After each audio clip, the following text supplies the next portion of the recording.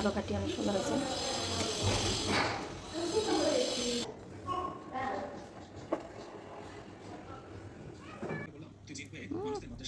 বিসমিল্লাহির রহমানির রহিম। আমি আজকে আলুর ঘাটি রান্না করব। সেজন্য আলু সিদ্ধ করছি। আলুটা ভালো করে গালিয়ে নেব। ছোটো ছোটো করে কেটে সিদ্ধ করে নিয়েছি। আমার আলু করা হয়ে গেছে। এভাবে হালকা হালকা করবো, একটু ভাঙা ভাঙা রাখবো, বেশি মিহি করবো না, হালকা থাকবো। আমি এখন তেল দিয়ে দিলাম, সরিষার তেল।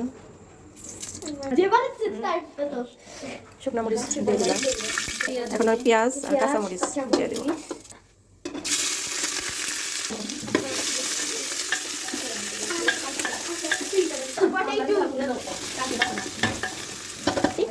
এখানে এখন লবণ, আদা রসুন বাটা, ধনে জিরা গুঁড়া, হলুদ, মশলা গুঁড়া একসাথে আমি দিয়ে দিলাম।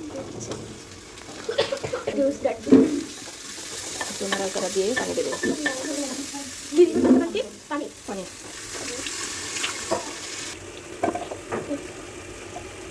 কাটে নি আস্তে স্টপ। পানিতে একটু আদা রসুন পানি,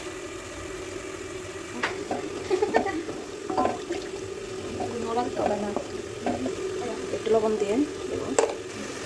এখন মাংস ছোটো ছোটো করে কেটে নিয়েছি, এটা দিয়ে দিলাম। এই যে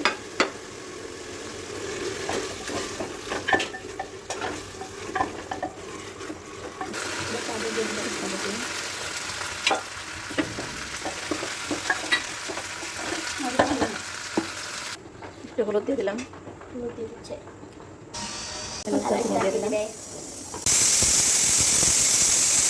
এখানে পেঁয়াজ পাতা আর ধনে পাতা।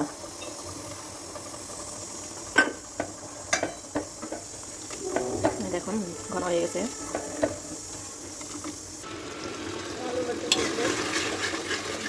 মাংসটা কষানো হয়ে গেছে।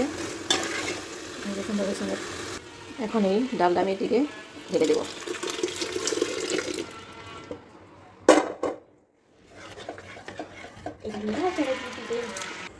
সরিষার তেল দিয়ে দিলাম। সরিষার তেল দিয়ে বাগারটা দিয়ে দেবো। তেজপাতা আর রসুন দিয়ে বাগার দেবো। এখন এটা মাংসের মধ্যে ঘাটির মধ্যে ঢেলে দেবো।